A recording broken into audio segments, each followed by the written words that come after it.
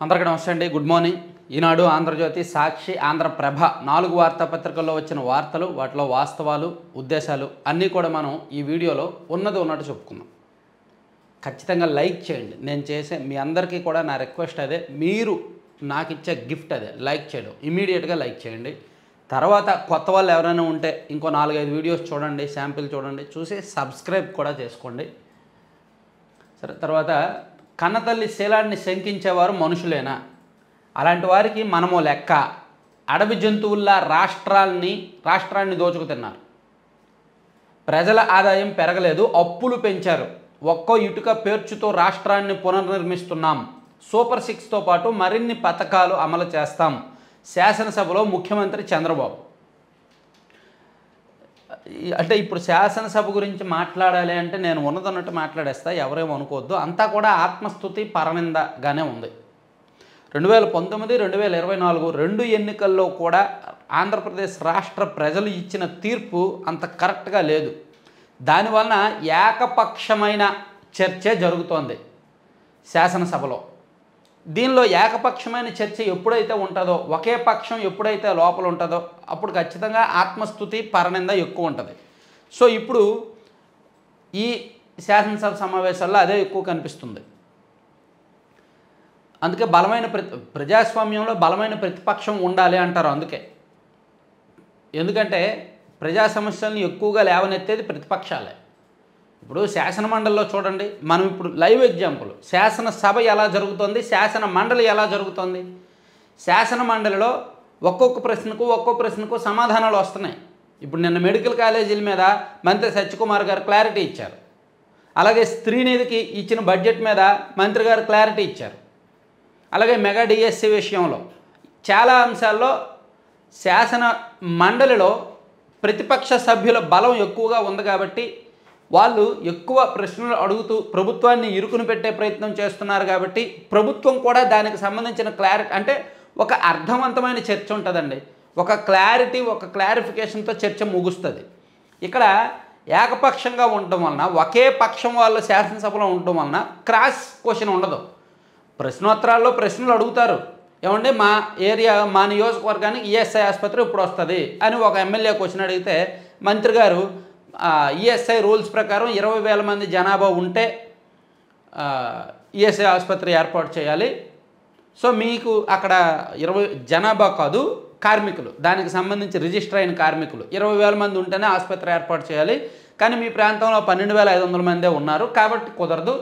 Next 20,000 మంది పెరిగాక చూద్దాము, ప్రతిపాదన పంపిద్దాం అన్నారు. సో దానికి ఆల్టర్నేటివ్గా క్రాస్ క్వశ్చన్ వేయొచ్చు ఆ ఎమ్మెల్యే. అదే ప్రతిపక్ష ఎమ్మెల్యే అయితే వెంటనే లేచి క్రాస్ క్వశ్చన్ వేస్తాడు. తణుకు, తాడేపల్లిగూడెం ఆ ఏరియా మొత్తం కలిపి పెట్టండి. తణుకు, తాడేపల్లిగూడెం పక్కన ఉంటాయి, మధ్యలో పెట్టండి.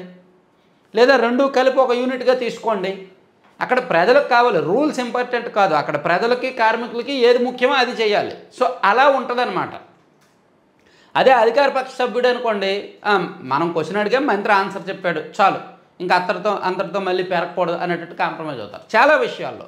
ఇప్పుడు నిన్న డిఎస్సి విషయంలో కూడా ఎవరో ఒక ఎమ్మెల్యే గారు క్వశ్చన్ అడిగితే మంత్రి నారా లోకేష్ గారు చెప్పారు, వచ్చే అకాడమిక్ ఇయర్ నాటికి ప్రక్రియ పూర్తి చేస్తాము అని. అప్పుడు దాంతో అయిపోయింది. అదే ప్రతిపక్ష ఎమ్మెల్యే ఉన్నాడు అనుకోండి, వెంటనే లేవనెత్తాడు. ఆల్రెడీ మీరు మొదట సంతకం అనేది పెట్టారు, దానిలో మీకు స్పీడప్ లేదేంటి, మీరు త్వరితగతిని చేయడం లేదు ప్రక్రియ, ఇంకా ఎంతకాలం చేస్తారని కొంత క్రాస్ క్వశ్చన్లు వచ్చేవి. దానివల్ల ప్రభుత్వం డిఫెన్స్లో పడేది. ప్రభుత్వం డిఫెన్స్లో పడిందంటే అర్థం ఏంటి, స్పీడ్గా పనిచేయాలి, యాక్యురేట్గా పనిచేయాలి. అలా పనిచేయాలంటే బలమైన ప్రతిపక్షం ఉండాలనేది నేను అనుకుంటున్నా. మరి మీరేమనుకుంటున్నారని మీరు కామెంట్ చేయండి. అయితే దురదృష్టవశాత్తు మన రాష్ట్రంలో అటువంటి పార్టీ లేదు. పోనీ వైసీపీ వాళ్ళకు బలమైన ప్రతిపక్షంగా అవకాశం ఇచ్చిన వాళ్ళు వ్యక్తిగత వ్యవహారాల జోలికి వెళ్ళి చిల్లర చేష్టలు, చిల్లర హావభావాలు పెడతారు. మనం చూసాంగా 2014 నుంచి 19 వరకు. సో ఏమన్నా తప్పే. ఇక్కడ మన రాష్ట్రం అలా తయారైంది, ఏం చేస్తాం. అలాగే శాసనసభలో అప్పులు 9.74 లక్షల కోట్లు అని, మన రాష్ట్ర అప్పులు 9.74 లక్షల కోట్లని శాసనసభలో సీఎం చంద్రబాబు నాయుడు గారు ప్రకటించారు. దేనిలో ఎంత అప్పు ఉంది అనేది ఓవరాల్గా. అలాగే ఈరోజు రామోజీరావు గారి జయంతి. సో అందుకు ఈనాడులో ఒక సెపరేట్ ఎడిటోరియల్ రాశారు, మహాస్వాప్నికుడా మళ్ళీ జన్మించు అని రాశారు. నిన్న 4వ T20 సౌత్ ఆఫ్రికాలో జరిగిన 4వ T20లో ఇండియా చెలరేగింది అసలు. ఇద్దరు సెంచరీలు చేశారు. మొత్తం మ్యాచ్ ఇన్నింగ్స్లో 23 సిక్సర్లు. లాస్ట్ 5 అవర్స్ ఇంకా ఎక్కువ కొట్టచ్చు, మరి ఎందుకో స్లో అయ్యారు కదా. అంటే నేను చూసిన 15 ఓవర్లు, ఆల్మోస్ట్ 15 ఓవర్లకు 223 ఎంత ఉంది స్కోరు. సో లాస్ట్ 5 అవర్స్ ఓవర్కి 18 నుంచి 20 చొప్పున కొట్టితే ఈజీగా 300 వెళ్ళే ఊపు కనిపించింది, కానీ 17వ ఓవరు 18వ ఓవరు స్లో అయింది. సో ఓవరాల్ అంటే దానికి కారణం వాళ్ళిద్దరూ సెంచరీల దగ్గరలో ఉన్నారు, అందుకని కాస్త స్లో ఆడారు. ప్రయత్నించారు కానీ అవ్వలేదు. సో ఓవరాల్గా 283 కొట్టారు, అదే ఒక రకంగా రికార్డు స్కోరే.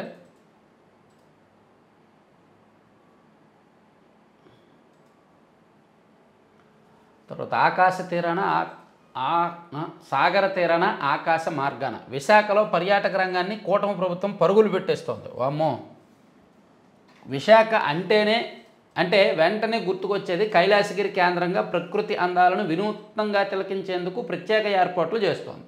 ఇందులో భాగంగా త్వరలో స్కై సైక్లింగ్ సదుపాయాన్ని అందుబాటులోకి తీసుకురానుంది. దీనికోసం కొన్ని రోజులుగా సన్నద్ధ పరీక్షలు నిర్వహిస్తోందంట. స్కై సైక్లింగ్ బాగుంది. తర్వాత పెండింగ్ బిల్లులే 1.35 లక్షల కోట్లు. వైకాపా అనుకూల గుత్తేదారులకే చెల్లింపులు చేసేలా CFMSలో మార్పులు. బడ్జెట్పై చర్చకి సమాధానంలో ఆర్థిక మంత్రి పయ్యావుల. మనం గతంలో చెప్పుకున్నాం CFMSని ఏ విధంగా మార్చారో అని. CFMS ఆటోమేటిక్గా ఉండేది, ఫస్ట్ బిల్ ఫస్ట్ పే అనేటట్టు ఉండేది. అంటే ఫస్ట్ ఎవరైనా బిల్ అప్లోడ్ చేస్తే వాళ్ళకి ఫస్ట్ పేమెంట్ వచ్చేది. అలా కాకుండా వైసీపీ అధికారంలోకి వచ్చాక మాన్యువల్ చేసేశారు. అక్కడ ఒక 100 మంది గుత్తేదారులకు బిల్స్ పెండింగ్ ఉన్నాయంటే వాళ్ళ పేర్లు చెక్ చేస్తారు.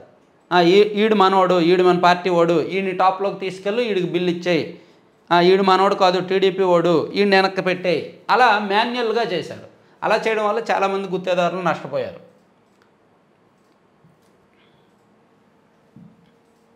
కొట్టేసిన భూముల విలువ 350 కోట్లు అంటండి. విజయనగరం జిల్లాలో ఖరీదైన ప్రాంతాల్లో కన్నేసిన అక్రమార్కులు వైకాపా నేతల చేతులకు గ్లౌజ్గా వ్యవహరించిన నాటి జేసీ కిషోర్ కుమార్. జేసీగా తానిచ్చిన ప్రతిపాదనలపై ఇన్ఛార్జ్ కలెక్టర్ హోదాలో ఆమోదం.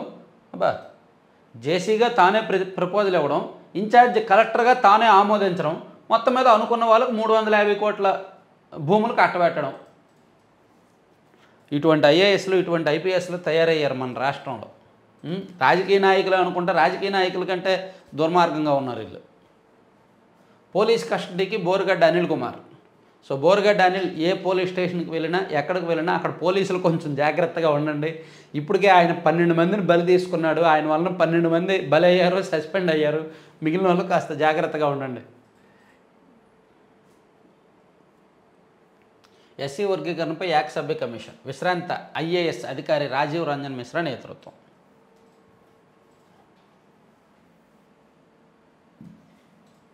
మేము చెప్పిందే రేటు. ఇసుక రీచుల్లో కొత్త ఏజెన్సీల దందా. ప్రభుత్వ ధర కంటే లారీకి 5,000 అదనపు వసూలు. తక్కువకు కోట్ చేసాం, నష్టం వస్తోందంటూ దోపిడీ. ప్రభుత్వ ఆశయానికి తూట్లు పొడుస్తున్న వైనం. సో ఇది ఒక సిండికేట్లో భాగం అన్నమాట. దాన్ని ఎవరు ఏమీ చేయలేరన్నమాట. ఇసుక కాంట్రాక్టులు, ఇసుక లోడింగు, ఇసుక అసలు ఏమంటే ఫ్రీ ఇసుక అన్నప్పుడు అసలు ఎవ్వరికీ కూడా సమాధానం చెప్పలేను. ఫ్రీ ఇసుక అన్నప్పుడు ఏజెన్సీలకి ఏం పని అంటాను నేను. లోడింగ్కి ఎందుకు అక్కడ ఏజెన్సీలు ఉండాలంటున్నా. కాంట్రాక్టులు ఎందుకు ఇవ్వాలి? అది ఇసుక ఫ్రీ అన్నప్పుడు వాడికి నచ్చిన వాడితో వాడు తీసుకెళ్ళి ఒక 2 కూలీలను, ఒక జేసీబీనో తీసుకెళ్ళి లోడింగ్ చేసుకుంటాడు. వాడి ఇష్టం అది. ఎవరైతే ఇసుక కావాలనుకుంటున్నారో వాళ్ళ ఇష్టం. ఇక్కడ ఏజెన్సీలకు ఏం పని, కాంట్రాక్టర్లకు ఏం పని? సో అదే తప్పు జరుగుతుంది. అక్కడే తప్పు జరుగుతుంది ఆ వ్యవస్థలోనే. ఫ్రీ ఇసుక అంటున్నారు, రీచ్కి వెళ్తేనేమో లోడ్ చేయడానికి, అన్లోడ్ చేయడానికి కాంట్రాక్టర్లు ఉన్నారు, వాళ్ళు ఎక్కువ అడుగుతున్నారు. రీచ్ల్లో కూలీలతో ఇసుక తవ్వించి ట్రాక్టర్లో లోడ్ చేసి ఒడ్డుకు తీసుకొచ్చి డంప్ చేసి అక్కడ లారీల్లోకి లోడ్ చేయడానికి టన్నుకు 30 నుంచి 90 వరకు చాలంటూ కోట్ చేసిన టెండర్లు దక్కించుకున్న గుత్తేదారులు ఇప్పుడు దోపిడీ పర్వానికి తెరతీశారు. టెండర్లో తక్కువ కోట్ చేసామో నష్టం వస్తుంది అంటూ వినియోగదారుల నుంచి లోడుకు 5,000 వరకు వసూలు చేస్తున్నారు. అసలు ఈ ట్రాక్టర్లో తవ్వి లోడ్ చేసి ఒడ్డుకు తీసుకొచ్చి డంప్ చేసి లారీల్లోకి లోడ్ చేయడానికి గుత్తేదారులు ఎందుకు అంటానండి. దానికి గుత్తేదారులను ఎందుకు పెట్టాలి?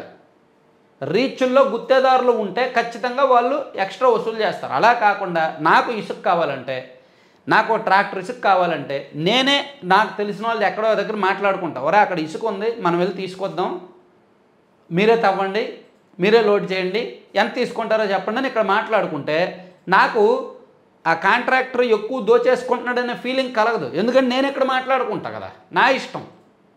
నేను 1000 అయినవచ్చు, 10,000 అయినవచ్చు.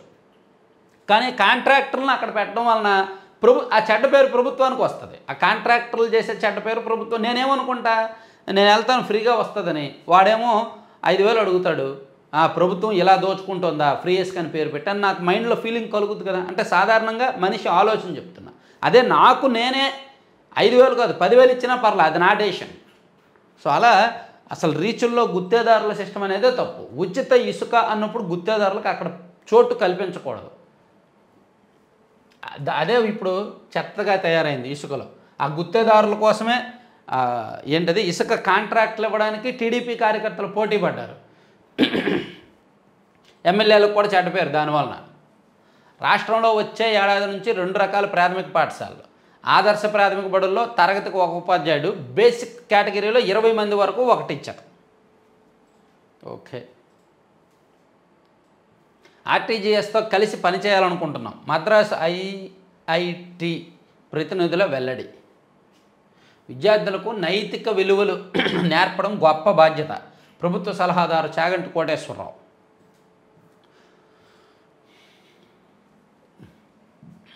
ఇదిగోండి రామోజీరావు గారి గురించి ఒక వ్యాసం మానుకొండ నాగేశ్వరరావు గారు రాశారు. ఆయన Eenadu Andhra Pradesh editor and EJS Eenadu journalism school principal. ఆయన మా గురువు గారు, ఆయన రాశారన్నమాట. మహాస్వాప్నికుడా మళ్ళీ జన్మించు అని.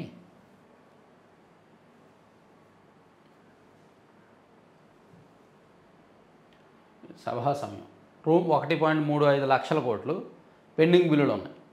ఈ పెండింగ్ బిల్లులు అప్పుల్లో కలపరగా ఉద్యోగుల సొమ్ములను వాడేశారు, చాలా విషయాలు డైవర్ట్ చేశారు.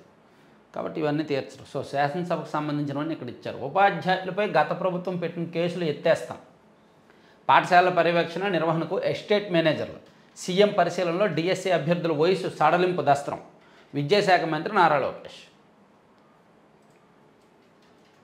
మరిన్ని వ్యవసాయ విద్యుత్ కనెక్షన్లు ఇస్తాం, జగన్ సర్కార్లో 1 మెగావాట్ ఉత్పత్తి పెంచలేదు, విద్యుత్ సుంకాల సవరణ బిల్లుపై చర్చలో మంత్రి గొట్టిపాటి రవికుమార్, సవరణ బిల్లుకు శాసనసభ ఆమోదం.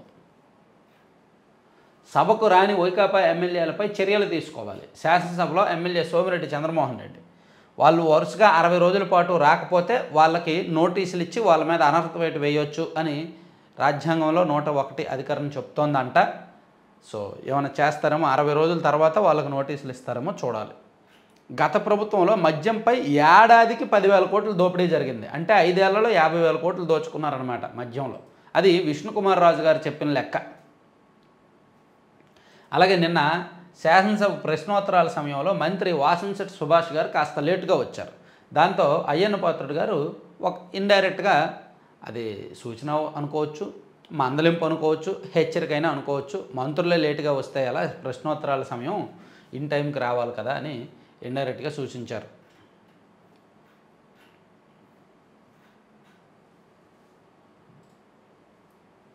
తాడేపల్లి ఋషికొండ ప్యాలెస్లపై ఉన్న శ్రద్ధ వైద్య కళాశాలలపై ఏది?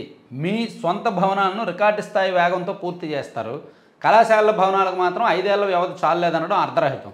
వైకాపా అధ్యక్షుడు జగన్ అబద్ధాలు ప్రచారం చేస్తున్నారు, మండలిలో మంత్రి సత్యకుమార్ ఆగ్రహం. సో రాష్ట్రం వ్యాప్తంగా 17 మెడికల్ కాలేజీలు కట్టేశాము, ఈ ప్రభుత్వం వాడుకోవట్లేదు అని వైసీపీ చేస్తున్న ప్రచారం వెనక వాస్తవాలు ఏంటి? వాళ్ళు ఏం కట్టారు? 100 రూపాయలు పని చేయాల్సిన చోట 10 రూపాయలు పని చేసి 90 రూపాయలు పని చేయకుండా వదిలేశారు. ఆ డబ్బులు వేరే దానికి మళ్ళించి వాడుకున్నారు. సో ఇప్పుడు కొత్త ప్రభుత్వం వచ్చేసరికి మీరే లేట్ చేస్తున్నారు, మీరే కట్టట్లేదు అంటున్నారు. ఒక రకంగా ప్రభుత్వాన్ని డిఫెన్స్లోకి నెట్టేసే ప్రయత్నం చేస్తున్నారు. సో దాని వెనక ఉన్న వాస్తవాలను నిన్న సత్యకుమార్ గారు కొంత చెప్పే ప్రయత్నం చేశారు. త్వరలో భూ కబ్జాల నిరోధక చట్టం అంటండి. భూ కబ్జాలు రాష్ట్రంలో ఎక్కువైపోతున్నాయి కాబట్టి దాన్ని నిరోధక చట్టం ఒకటి తీసుకొస్తున్నారు. నన్ను వేధించిన వారికి మంచి పోస్టింగ్లు, శాసనసభ లాబీల్లో ఎమ్మెల్యే చింతమనేని ఆవేదన. ఇది వ్యాలిడ్ పాయింట్. నేను ఒకసారి సెపరేట్గా ఒక వీడియో చేస్తాను. పంచాయతీ సచివాలయం కలిపి ఒకే వ్యవస్థగా నడిపించాలి. ఎమ్మెల్యే జ్యోతుల నెహ్రూ.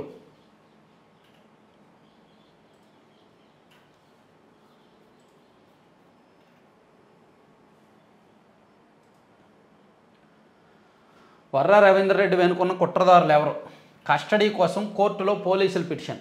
ముందస్తు బెయిల్కు రాఘవరెడ్డి ప్రయత్నం. ఎస్పీని కలిసిన వివేక కుమార్తె సునీత. సో సోషల్ మీడియా కేసుల్లో అప్డేట్స్ ఇవి. కడప ఎస్పీ విద్యాసాగర్ గారిని వివేక గారి కుమార్తె సునీత రెడ్డి గారు కలిసి తన మీద పెట్టిన అసభ్య పోస్టులను చూపించి ఫిర్యాదు చేశారంట. గత ప్రభుత్వం నిలిపేసిన ఉపాధి బిల్లుల చెల్లింపులు కక్షగట్టి 331.61 కోట్లు ఆపేసిన వైకాపా సర్కారు తాజాగా తిరిగి చెల్లించాలి కూటమి ప్రభుత్వ ఆదేశాలు. మంచిది. సిఆర్డీఏ చేతిలో కనీసం 5,000 ఎకరాలు భవిష్యత్తును దృష్టిలో పెంచుకున్న నిర్ణయం. ఎంత అవసరమైతే అంతే కేంద్ర సంస్థలకు భూములు. అమరావతిలో భూ కేటాయింపులపై మంత్రివర్గ ఉపసంఘం సమీక్ష.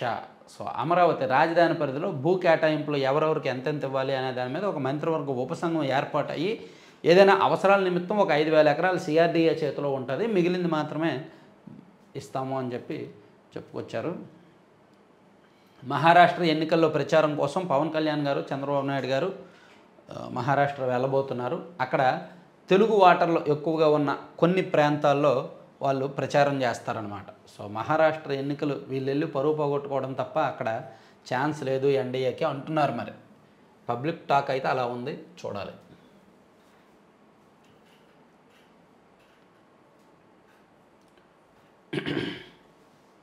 పరువు పోయేదే ఉందలే, వెళ్తారు, ప్రచారం చేస్తారు, వాళ్ళ ప్రయత్నం వాళ్ళు చేస్తారు. ప్రచారం చేయడం తప్పులేదుగా, ప్రయత్నం చేయడం ఎలాగ భాగస్వామి కూటమిలో ఉన్నారు కాబట్టి తప్పదు, అంతే కదా. పోలవరానికి మరో ద్రోహం. కుడి ఎడమల దగ. కుడి కాలువ సామర్థ్యం 11,000, ఎడమ కాలువ సామర్థ్యం 8,000 క్యూసెక్లే. ఈ సామర్థ్యంతో చేసిన పనులకే నిధులు ఇస్తామని తేల్చి చెప్పిన కేంద్రం. వాస్తవానికి కుడి కాలువ సామర్థ్యం 17,560 క్యూసెక్కులు, ఎడమ కాలువ సామర్థ్యం 17,580 క్యూసెక్కులు. రాష్ట్ర ప్రభుత్వ నిర్వాహకంతో ఖజానాపై 4,753.98 కోట్ల భారం. ఏంటి కొత్త ప్రభుత్వం వచ్చిన 6 నెలల్లో ఇన్ని జరిగిపోయాయా? ఎత్తు తగ్గించారని మొన్నటి వరకు అడిగారు, మొన్నటి వరకు రాశారు ఎత్తు తగ్గిస్తున్నారని. వాళ్ళేమో మేము తగ్గించం బాబు అని చెప్పారు. ఇప్పుడేమో కాలువలు కుచించేస్తున్నారు, కాలువ సామర్థ్యం తగ్గిపోతుంది అని చెప్పి ఇప్పుడు రాస్తున్నారు. ఏదో ఒకటి రాస్తారు వీళ్ళు, భలే తెలివిగా రాస్తారండి. ఒక 1 వీకు ఇది రకరకాల అంశాలు రాస్తారు. సడన్గా పోలవరం మీదకి వచ్చేస్తారు, సడన్గా ఏదో ఒకటి రాసేస్తారు పోలవరం మీద. మొన్న కూడా అంతే, షర్మిల గారికి విజయమ్మ గారి ఈ జగన్మోహన్ రెడ్డి గారి ఆస్తుల విషయంలో గొడవ జరుగుతున్నప్పుడు వైసీపీ జగన్మోహన్ రెడ్డి గారికి చెడ్డ పేరు వచ్చేస్తుంది, డిఫెన్స్లోకి వెళ్ళిపోతున్నారు అన్నప్పుడు దాన్ని డైవర్ట్ చేయడానికి పోలవరం ఎత్తు తగ్గించేస్తున్నారు అనే వార్త రాశారు. దాంతో ఒక 2-3 రోజుల పాటు దాని మీద పీక్కొని లాక్కొని ఏదో ఒకటి ఇచ్చుకున్నారు. ఇప్పుడు సడన్గా పోలవరం కాలువల సామర్థ్యం తగ్గిపోతుంది బాబు అని చెప్పి రాశారు.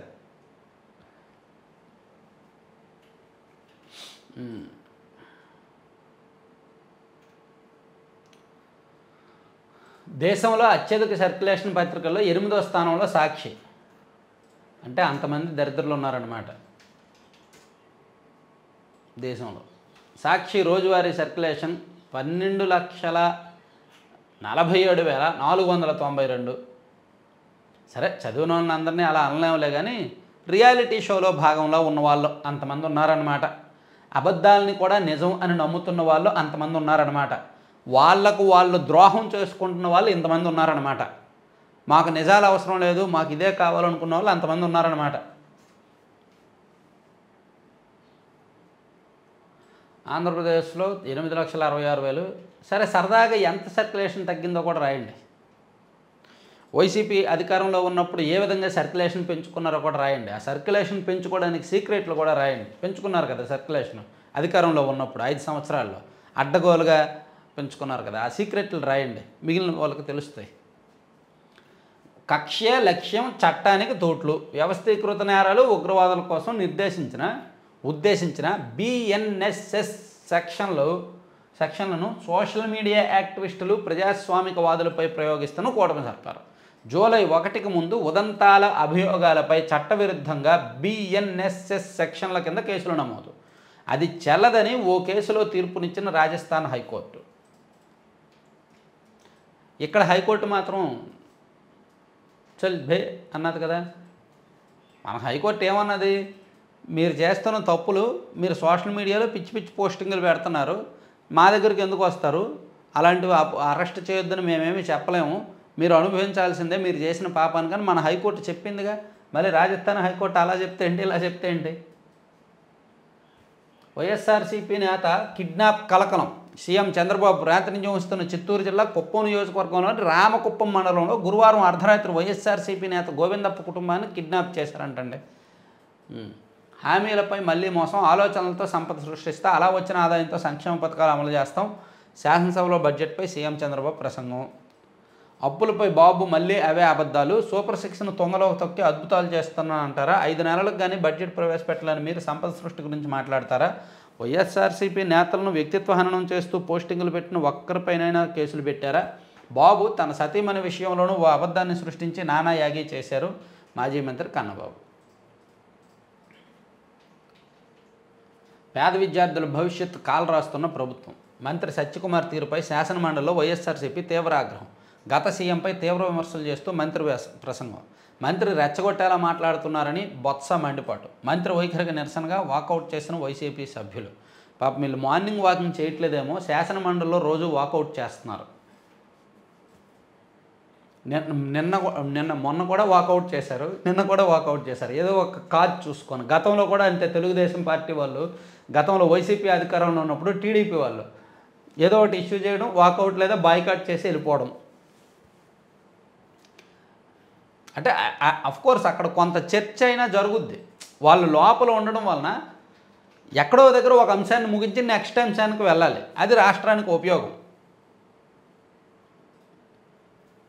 ఏఎంఆర్ ఎమాడేంజర్. ప్రపంచవ్యాప్తంగా మానవాళికి పెనుముప్పుగా మారిన యాంటీ మైక్రోబైల్ రెసిస్టెన్స్. విచ్చలవిడిగా యాంటీబయాటిక్స్ వినియోగమే కారణం. ఏఎంఆర్ వల్ల 2019 నుంచి 49 లక్షల మరణాల. అమ్మో, యాంటీబయాటిక్స్ ఎక్కువ వాడేస్తున్నారులే, కరెక్టే. ఎక్కువగా పల్లెటూరులో ఆర్ఎంపీలు ఎవరికైనా చిన్నపాటి జ్వరం వచ్చినా ఇమీడియట్గా యాంటీబయాటిక్ ఇంజెక్షన్ చేసేస్తారు. దానివలన జ్వరం ఇమీడియట్గా తగ్గిపోద్ది. జలుబు వచ్చినా సరే, జలుబు చేసినా యాంటీబయాటిక్స్ వేసేసుకుంటారు చాలామంది. దానివలన ఇమీడియట్గా తగ్గొచ్చుగాక, కానీ దాని పరిణామాలు, ప్రభావాలు భవిష్యత్తులో ఎక్కువ ఉంటాయి. అది తెలియదు చాలామందికి. తెలియక ఏదొచ్చినా యాంటీబయాటిక్స్ చోలికి వెళ్ళిపోతారు. అయితే అంతకన్నా నేను ఎక్కువ మాట్లాడకూడదు. డాక్టర్లకే తెలియాలి, వైద్యులకే తెలియాలి. దోచేసి దాచేశారు. 5 ఏళ్లలో అంతులేని దోపిడీ, సీఎం ధ్వజం. రాజకీయాల్లో అవినీతిని చూశా, కానీ దోపిడీ కోసమే రాజకీయాల్లోకి వచ్చారు. 45 ఏళ్ల రాజకీయ అనుభవం నాది, కానీ ఒక ఆర్థిక ఉగ్రవాది విధ్వంసం తొలిసారి చూస్తున్నా. కుటుంబానికి ప్రజల సొమ్ముతో విశాఖలో భారీ ప్యాలెస్. సొంత పత్రికే అడ్డగోలుగా 400 కోట్ల యాడ్స్. రాష్ట్రాన్ని వెంటిలేటర్ పైకి నెట్టారు. మోదీ సహకారంతో బయటికి తెచ్చాం చంద్రబాబు. సో ఇది చంద్రబాబు గారు. ప్రతి శాఖలోనూ ఆర్థిక అరాచకమే అని చెప్పి అప్పులు ఎంత ఉన్నాయని చెప్పారు. ఇక్కడ ఆంధ్రజ్యోతిలో ఇది రాశారనమాట. అవే అబద్ధాలు అని జగన్మోహన్ రెడ్డి గారి గురించి ఆంధ్రజ్యోతిలో మొత్తం రాసుకొచ్చారు. అవే అబద్ధాలు. అధికారంలోకి రావడానికి అబద్ధాలే ఆలమన, అధికారంలోకి వచ్చాక అబద్ధాలు, అధికారం పోయాక అవే అబద్ధాలు. మరి అంతేగా, అది దాన్ని అబద్ధాలని మీరు అంటారు, మేము రియాలిటీ షో అంటాను. నేను నా సబ్స్క్రైబర్స్కి నేను చెప్పేది రియాలిటీ షో అంటే వాళ్ళకంటూ ఒక ప్రపంచాన్ని సృష్టించుకున్నారు. వాళ్ళు ఆ ప్రపంచం నుంచి బయటికి రాలేరు, ఇంకా మార్పుల కోసం పోటీ పెడతారు. ఇప్పుడు రియాలిటీ షోలో ఉన్న వాళ్ళకి అదే లైఫ్ కదా, అదే లైఫ్. వాళ్ళకి తెలుసు మేము రియాలిటీ షోలో ఉన్నాము, మేము అబద్ధ బతుకులో ఉన్నాము అని తెలుసు. కానీ అక్కడ నుంచి బయటకు రాలేరు. అక్కడ నుంచి బయటకు వచ్చినా వాళ్ళకి విలువ ఉండదు. సో అక్కడ ఆ రియాలిటీ షోలోనే వాళ్ళ పెర్ఫార్మెన్స్లు వాళ్ళు ఇచ్చుకొని మార్కుల కోసం పైకి వెళ్ళి నాగార్జున గారు మార్కులు ఏంటి సార్ అని అడగాలి. అలా అడగడం వల్ల వాళ్ళకి ఏదో పదవులో ఏదో ఒకటి వస్తాయి. అధికారం పోయినా మారని జగన్ తీరు. అప్పులు, ఉద్యోగాలు, ప్రగతిపై అసత్యాలు, తప్పుడు లెక్కలతో తప్పుదోవ పట్టించే ప్రయత్నం. అయితే ఇక్కడ ఈ రియాలిటీ షోకి బాకా వదలడానికి, బాజా వదలడానికి సొంత మీడియా కూడా సృష్టించుకోవడం ఈ రియాలిటీ షో ప్రత్యేకం. ఆయన దిగిపోయే నాటికి 10 లక్షల కోట్ల అప్పులు, పబ్లిక్ డెట్, పెండింగ్ బిల్లులు, కార్పొరేట్ రుణభారం, 6.31 లక్షల ఉద్యోగాలు ఇచ్చినట్టుగా కలరింగ్, వాలంటీర్లు, ఆర్టీసీ ఉద్యోగులు మద్యం దుకాణాల్లో పనిచేసేవారు ఆ లెక్కల్లోకే.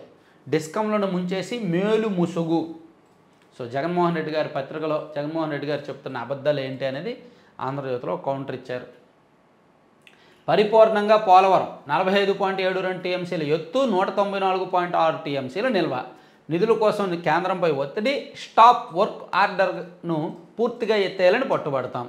ఈసీఆర్ఎఫ్పై స్పష్టత కోరండి. 2027 మే కల్లా పూర్తిగా ప్రణాళికలు. జలవనరుల శాఖ అధికారులకు సీఎం చంద్రబాబు ఆదేశం. కేంద్రంపై ఒత్తిడి. పాపం మనకు రావాల్సిన హక్కు కోసం మనం కేంద్రంతో పోరాడడానికే మన జీవితం అయిపోతుంది. సో పోలవరం విషయంలో కేంద్రం వేసే మొగ్గలు, పిల్లి మొగ్గలు, మాట దాటవేత, అదంతా కూడా ఒక స్పష్టత అయితే ఇవ్వట్లా. కేంద్రం చాలా విషయాల్లో స్పష్టత ఇవ్వడం లేదు మనకి. అయితే వీళ్ళు గట్టిగా అడగలేరులే. ఏపీ అభివృద్ధికి ఐఐటి ఎం బాసట. మంత్రి లోకేష్ సమక్షంలో 8 ఒప్పందాలు. అమరావతికి సాంకేతిక సహకారం, విద్యార్థులకు నైపుణ్య శిక్షణ, పారిశ్రామిక అవసరాల మేరకు టీచింగ్, ఇంటర్నెట్ గేట్వేగా విశాఖ అభివృద్ధి. బాగుంది. టీచర్లపై కేసులు ఎత్తేస్తాం, డీజీపీతో చర్చిస్తున్నాం, ఇందాక చెప్పుకున్నాం కదా ఇదే. తర్వాత ప్రైవేట్ స్కూళ్ళ ఫీజులు వెబ్సైట్లో ఉంచాలి, హైకోర్టు మంచి నిర్ణయం అండి. ఎలక్టోరల్ బాండ్స్ విషయంలో కోర్టులు ఎంత సీరియస్గా ఉన్నాయో ప్రైవేట్ స్కూళ్ళు, హాస్పిటళ్ళు తీసుకుంటున్న ఫీజుల విషయంలో కూడా అంతే నిజాయితీగా ఉండాలి. ఒక రెగ్యులేటరీ వ్యవస్థ ఏర్పాటు చేయాలి. ప్రైవేట్ కాలేజీలు, ప్రైవేటు స్కూళ్ళు అండ్ ప్రైవేట్ హాస్పిటల్స్ వసూలు చేస్తున్న ఫీజులు మీద, బిల్లుల మీద. సో ఇవన్నీ ఆంధ్రజ్యోతి అంశాలు. ఆంధ్రప్రభలో చూస్తే అప్పు 9.7 లక్షల కోట్లు. ఇవిగో లెక్కలు, కావాలంటే చూపిస్తారండి. ఈ బడ్జెట్ ఓ తొలిమెట్టు, ప్రజల ఆకాంక్షలను నెరవేరుస్తున్నాం, 2 ఏళ్లలో పోలవరం పూర్తి చేస్తాం, అసెంబ్లీలో సీఎం చంద్రబాబు. ఒకవైపు ఏమో 2026, 2027 అని పోలవరం విషయంలో రకరకాల మాటలు, ఇంకోవైపు ఏమో అసెంబ్లీలోనేమో 2 ఏళ్లలో పూర్తి చేస్తాం. తప్పదు, ఏదో ఒకటి చెప్పాలి కదా, తప్పదు. ఏపీకి ఆర్థిక చేయూతనివ్వండి, నదుల అనుసంధానానికి సహకరించండి, గోదావరి, పెన్నా ప్రాజెక్టులకు సాయం చేయండి, ఏపీకి విదేశీ సంస్థలను ఆహ్వానించండి. కేంద్ర మంత్రులు నిర్మలా సీతారామన్, జయశంకర్తో సీఎం చంద్రబాబు భేటీ. ఓకే. డిఎస్సి ఫైలు సీఎం వద్ద, అసెంబ్లీలో మంత్రి నారా లోకేష్. ఉపాధ్యాయులపై వేధింపులు ఉండకూడదని. తర్వాత డిఎస్సిలో కొన్ని మార్పులు చేర్పులు చేసి వర్గీకరణలో అదేంటిది రిజర్వేషన్లకు సంబంధించి కొన్ని అంశాలు, వయస్సు సడలింపుకు సంబంధించి కొన్ని మార్పులు చేర్పులు ఫైల్ సీఎం దగ్గర పెండింగ్ ఉందని లోకేష్ గారు చెప్పారు. మహా ఎన్నికల్లో తెలుగు వ్యూహం, ఎన్డీఏ అభ్యర్థుల గెలుపు కోసం రంగంలోకి సీఎం, డిప్యూటీ సీఎం.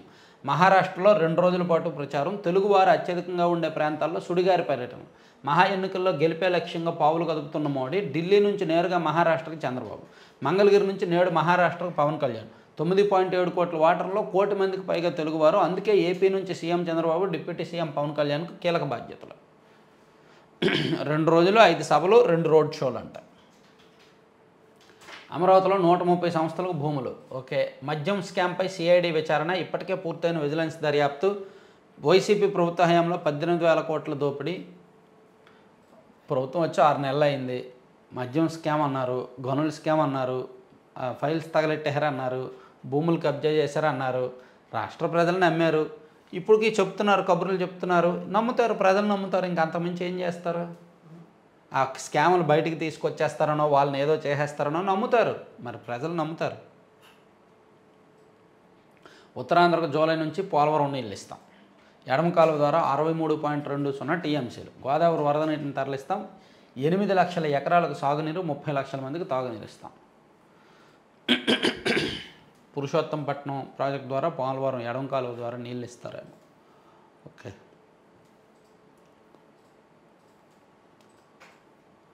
సో ఇదండి 4 పత్రికల్లో వచ్చిన వార్తాంశాలు. సో ఇంకా కీలకమైన అంశాలతో నెక్స్ట్ వీడియోలో కలుద్దాం. కొన్ని నేను మిస్ చేశాను, ఇంపార్టెంట్వన్నీ కూడా, అవి నెక్స్ట్ వీడియోలో మాట్లాడదాం. Thank you.